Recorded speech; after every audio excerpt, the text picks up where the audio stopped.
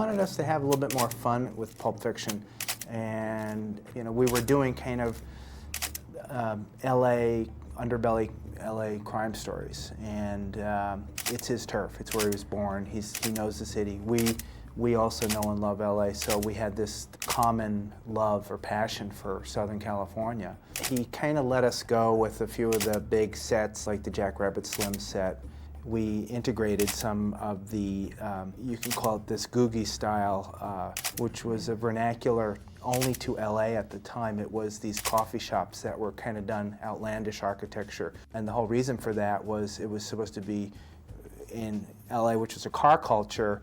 They were supposed to jump out at you, these oddball, buildings with roofs that kicked up and did funny things. And then we thought, well, let's do that with Jack Rabbit Slims. Let's do the exterior was a practical location. It was a closed bowling alley that we put signage on and everything. It was a pure Googie style, almost atomic age parking lot, and that was practical. And then the interior was completely built from scratch, and we were influenced by John Lautner, Albert Frey. These were the big wheel architects that were doing these kind of crazy LA things at the time.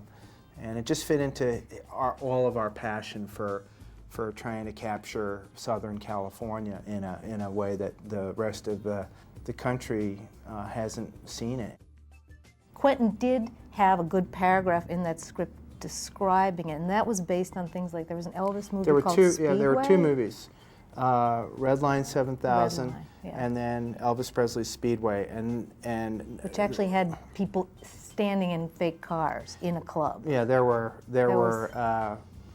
two parts of the club design that he wanted us to kind of copy, and Elvis Presley one had cars cut in half and dining tables fit into the cars. So we kind of stole that idea, and we actually did it. We took cars and we gutted them apart and made the dining tables. And then James Caan, I think it's his first movie, called Red Line 7000, that had a race car drivers club where everybody was playing with little slot car tracks, and we integrated that into the scenery. And then in Quentin's one paragraph description of the set, it said it had a dance floor that was a working tachometer.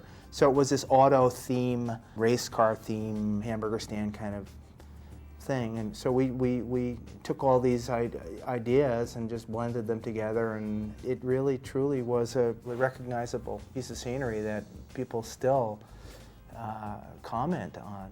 50% of the movie was scenery on a stage, and 50% was practical locations. Any other sets that come to your mind that were memorable? Well, that was of course the biggest. That's the other the ones, the other big ones we built were. We built the interior of the hotel room because it was working with Bruce Willis for a week. We did it, and we didn't want to have them be in a really scrappy hotel room. We built the interior of the hotel room.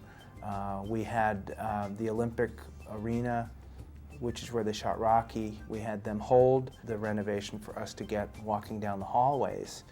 So the Olympic Arena was used for the practical hallways, and when you go to introduce Bruce Willis, that was a little fitting room or changing room. Locker room.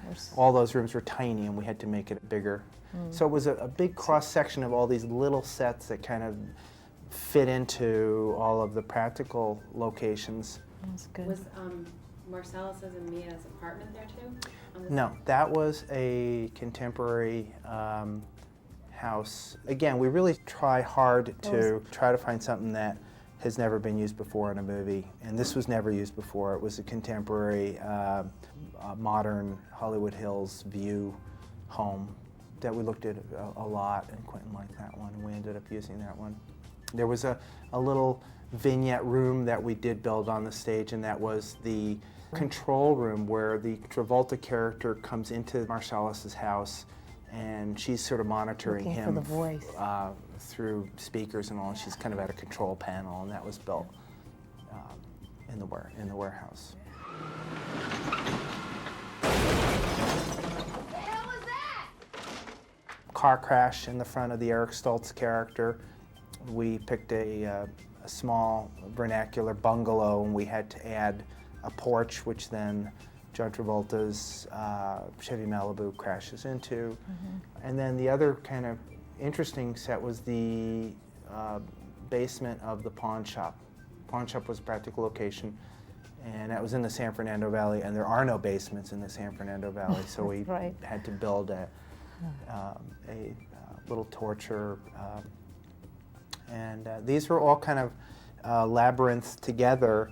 There were two warehouses that were behind the production office, and they were rather large. One was almost like the size of an airplane hangar, and that was the Jackrabbit Slim set. And then on the other side of the wall was this labyrinth of motel room, locker room, basement of the pawn shop, and a lot of other little tiny sets. So they're all in one building, and then in the front of that building was the offices where Quentin had his office. So what was really nice about that, it was Quentin was able to monitor what we were building and was able to kind of walk through all of these things as they were being built. And again, from a producer standpoint, it was thought out in a way that there were no surprises for the director. We were doing things together.